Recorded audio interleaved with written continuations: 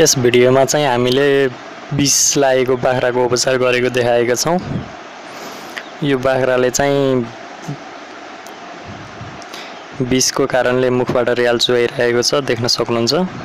र तपाईहरुले पनि आफ्नो फार्ममा बाख्रा पाल्नु भएको छ भने औषधिहरु आफै उपचार गर्न सक्नुहुन्छ यो भिडियोबाट। यो भिडियोमा हामीले सम्पूर्ण जानकारीहरु हजुरहरुलाई दिएको थियौं। कुन औषधिहरु हामीले प्रयोग गरेका छौं त्यसको सबै डिटेलहरु दिएको छौं।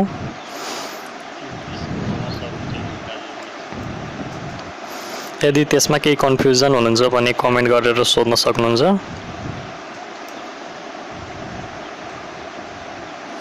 यसमा हामीले प्रयोग गरेको औषधिहरु छ।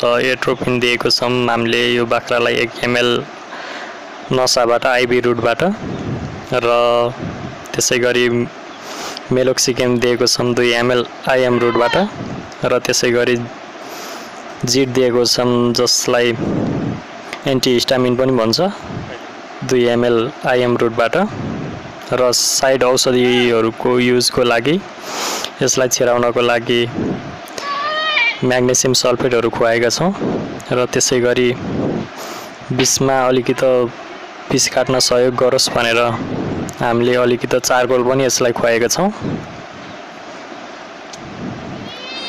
र यसैगरी देख्न सक्नुहुन्छ।